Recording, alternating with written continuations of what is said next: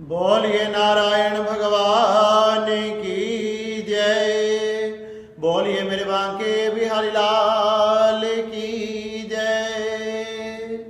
आप सभी को उत्पन्ना एकादशी की हार्दिक शुभकामनाएं। एक समय श्री अर्जुन जी भगवान श्री कृष्ण से पूछने लगे, हे भगवान कृष्ण, मार्गशीर्ष मास में कृष्ण पक्ष में कौन सी एकादशी आती है, इसका क्या नाम है तथा इसकी क्या कथा है, कृपया कर आप मुझे बताएं। तो भगवान श्री कृष्ण कहने लगे कि हे अर्जुन, मार्गशीर्ष मास में कृष्ण पक्ष में जो एकादशी आती है यह बड़ी ही श्रेष्ठ है। एकादशी का व्रत करने से, एकादशी को धारण करने से जीवात्मा के, व्यक्ति के जन्म जन्मांतर के पाप नष्ट हो जाते हैं। एकादशी का व्रत करते हुए किसी प्रकार का भी कृष्ण पक्ष तथा शुक्ल पक्ष में कोई भेद नहीं करना चाहिए। दोनों एकादशी एक समान है।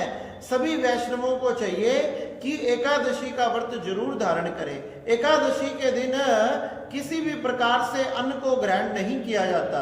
इसमें सर्वथा अन्न का त्याग करना चाहिए। प्रातः काल सुबह उठकर शुद्ध जल में स्नान करें।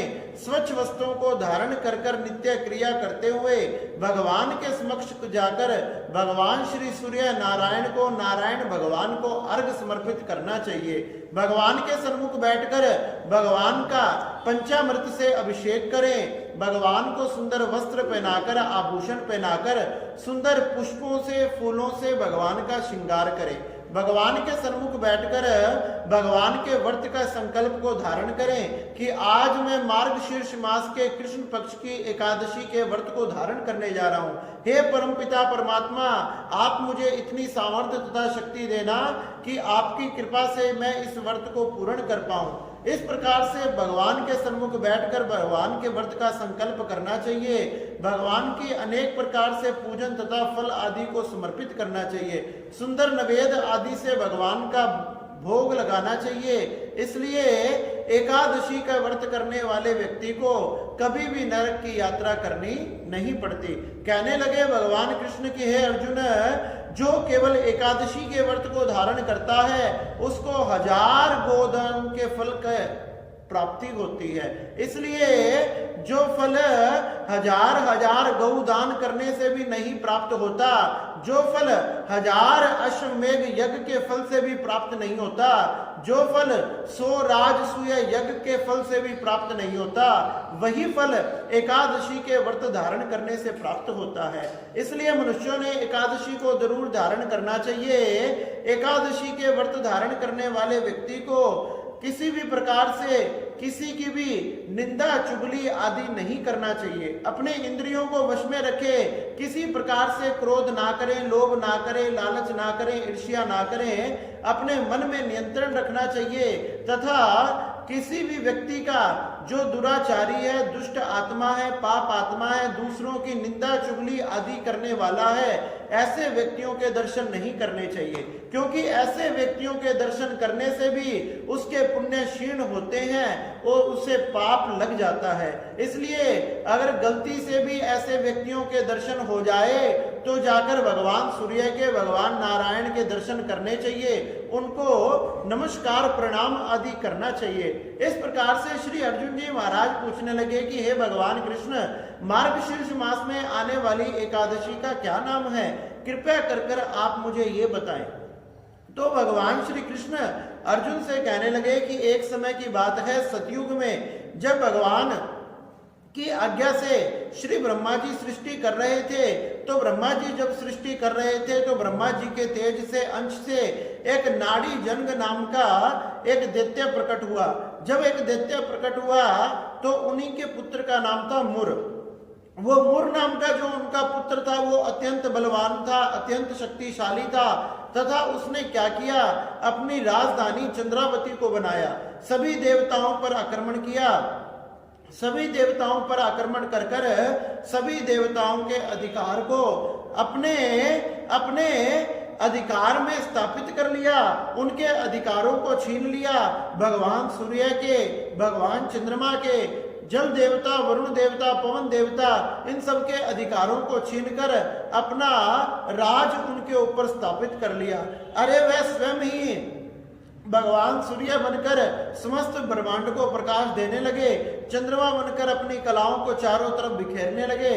इस प्रकार से देवता इससे बड़े दुखी हुए, सभी देवता बड़े दुखी हुए। सभी देवता एकत्रित होकर श्री ब्रह्मा जी की शरण में पहुंचे और ब्रह्मा जी उनको लेकर भगवान शंकर की शरण में पहुंचे। शंकर भगवान की सबने स्तुति की कि हे भगवान शंकर, ये सभी दैत्यों ने देवताओं के अधिकारों को छीन लिया और अपने हिसाब से, अपनी मनमर्जी से ये संसार की व्यवस्था को चला रहे हैं। ये बिल्कुल ठीक नहीं है। आप कृपया कर इन दुष्टों का दमन करो। जब भगवान शंकर कहने लगे, हे देवताओं, आप सबने भगवान नारायण की शरण में जाना चाहिए, क्योंकि भगवान नारायण ही इस दुष्ट का संहार करेंगे। भगवान शंकर की बात सुनकर सभी देवी देवता वैकुंठ में भगवान नारायण के समीप पहुंचे, जो शेष शैया पर निद्रा अवस्था में थे। भगवान की स्तुति करने लगे, भगवान की प्रार्थना करने लगे कि हे कमल नयन, हे मधुसूदन, हे गोपाल कृष्ण गोविंद, आप हमारी रक्षा करें, आप ही समस्त संसार को चलाने वाले हैं। इस प्रकार से जब भगवान नारायण की स्तुति करने लगे तो भगवान नारायण प्रसन्न मुद्रा में जागृत अवस्था में आ गए। भगवान नारायण ने कहा कि हे देवताओं, आप सब क्या हुआ, किस कारण से यहाँ पधारे हैं? तो सभी देवी देवताओं ने बताया कि मुर नाम के दैत्य ने इंद्रावती पर, सभी लोकों पर अपना अधिकार स्थापित कर लिया है। हे भगवान नारायण, आप हमारी रक्षा कीजिए। तो भगवान नारायण कहने लगे कि हे दैत्यों, आप किसी भी तरह से चिंता मत करो, अपनी चिंता को त्याग दो, मैं उस दुष्ट का जरूर संहार करूंगा। उसी समय भगवान नारायण चार हाथों को धारण कर कर अपने हाथ में अस्त्रों तथा शस्त्रों को लेकर सभी देवताओं को लेकर उस मुर नाम के दैत्य के साथ युद्ध करने के लिए पधारे। जैसे युद्ध करने के लिए पधारे, भगवान ने अपने तीक्ष्ण बाणों से मुर दैत्य के सारे सैनिकों का, दुष्टों का संहार कर दिया। जब मुर दैत्य ने देखा कि मेरे सारे सैनिक मारे गए, अब तो वह खुद युद्ध में पधारे और भगवान नारायण से युद्ध करने लगे। अस्त्र पर अस्त्र तथा शस्त्र पर शस्त्र चलाने लगे। इस प्रकार अस्त्रों तथा शस्त्रों का युद्ध जब पूरा हो गया तो वो बाहु युद्ध करने लगे, अपने हाथों से लड़ने लगे। अपने हाथों से लड़ते लड़ते लड़ते लड़ते उन्हें कई दिन नहीं, कई मास नहीं, कई पक्ष नहीं, कई हजारों वर्ष व्यतीत हो गए। जब कई हजारों वर्ष व्यतीत हो गए, जय तथा विजय पराजय किसी की तय नहीं हो पाई, तो भगवान नारायण युद्ध करते करते थक गए। जब भगवान नारायण युद्ध करते करते थक गए तो वह बद्रिक आश्रम की तरफ बढ़े और बद्रिक आश्रम में सुंदर गुफाओं में जाकर वह शयन करने लगे। सुंदर गुफाओं में जाकर शयन करने लगे। मुर नाम के दैत्य भगवान नारायण का पीछा करते करते उस गुफा तक पधार गया।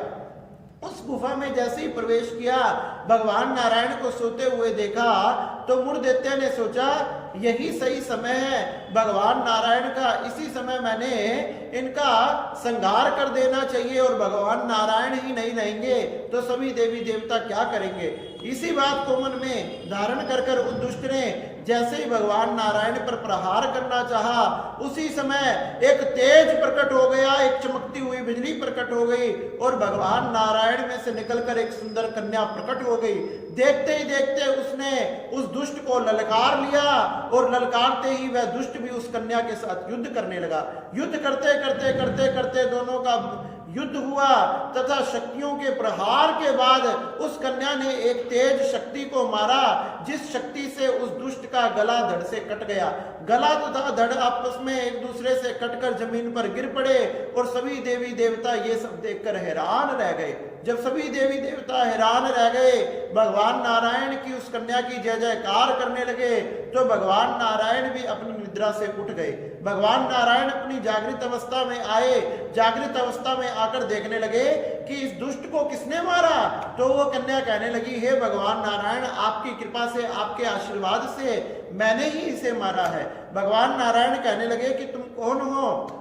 कहने लगी कि हे भगवान नारायण, हे भगवान विष्णु, मैं आपके अंश से ही प्रकट हुई हूँ, आप में से ही प्रकट हुई हूँ। जब मैंने देखा कि ये दुष्ट आपका संहार कर रहा है, आपकी तरफ बढ़ने वाला है और आप निद्रावस्था में हैं, तो मैं आप में से प्रकट हुई और आपकी रक्षा के लिए, संसार की रक्षा के लिए मैंने इस दुष्ट का संहार कर दिया। भगवान नारायण बड़े ही प्रसन्न हुए, कहने लगे मैं तुझ पर बड़ा ही प्रसन्न हूं, तुम मांगो मुझसे क्या मांगना चाहती हो। कहने लगी हे भगवान, आप मुझे केवल ये वरदान दे दीजिए कि जो भी मेरा व्रत धारण करे, जो भी मेरी पूजा करे, उसके समस्त पाप नष्ट हो जाए और उसे आपके चरणों के, आपके धाम की प्राप्ति हो जाए। भगवान नारायण कहने लगे ऐसा ही होगा, आज तुम प्रकट हुई हो इसलिए तुम्हारा नाम एकादशी होगा और उत्पन्न होने के कारण, प्रकट होने के कारण तुम्हारा नाम उत्पन्ना एकादशी होगा। इसलिए मार्गशीर्ष मास में कृष्ण पक्ष में उत्पन्ना एकादशी का जो व्रत करेगा वह सभी पापों उसके नष्ट हो जाएंगे, जन्म जन्मांतर के पाप नष्ट हो जाएंगे, उसे भी वैकुंठ लोक की प्राप्ति होगी, उसके पितरों को भी वैकुंठ लोक की प्राप्ति होगी, यम यातनाओं को उसने सहन नहीं करना पड़ेगा, बड़े से बड़े पापों को नष्ट करता हुआ वो मेरे धाम को प्राप्त होगा। इस प्रकार से कृष्ण पक्ष तथा शुक्ल पक्ष की जो भी एकादशी का व्रत धारण करता है भगवान उस पर अत्यंत कृपा करते हैं। भगवान कहने लगे जो तुम्हारा व्रत करेगा, तुम्हारी पूजा करेगा, तुम्हारे पाठ करेगा, इस दिन मेरा भजन करेगा, उसको मैं दिव्य लोक की प्राप्ति कराऊंगा, समस्त सुखों की प्राप्ति कराऊंगा, उसके सारे दुख दूर हो जाएंगे और वो भक्त मुझे सबसे प्रिय होगा। आज तुम मेरी परम प्रिय हो, आज से तुम मेरी परम प्रिया हो। जो भी एकादशी को धारण करेगा, जो वैष्णव एकादशी को मानेंगे, उसे कभी भी 84 लाख योनियों में भटकना नहीं पड़ेगा, उन्हें नाना प्रकार की, अनेक प्रकार के कष्टों को भोगना नहीं कर पड़ेगा, वह मेरे दिव्य धाम की प्राप्ति करेंगे। इस प्रकार से इसलिए हे अर्जुन, इस उत्पन्ना एकादशी का व्रत जरूर धारण करना चाहिए। यह भगवान में से ही प्रकट हुई है और भगवान को सबसे प्रिय है। जो भी इस व्रत को धारण करता है भगवान उसे अपने हृदय से लगा लेते हैं। इस प्रकार से सभी ने इस व्रत को करना चाहिए तथा भगवान की पूजा पाठ को करते हुए, भगवान को भजन को करते हुए पूरा दिन, पूरा समय व्यतीत करना चाहिए। बोलिए मेरे बांके बिहारी लाल की जय, बोलिए नारायण भगवान की जय। जय श्री राधे, जय सीताराम।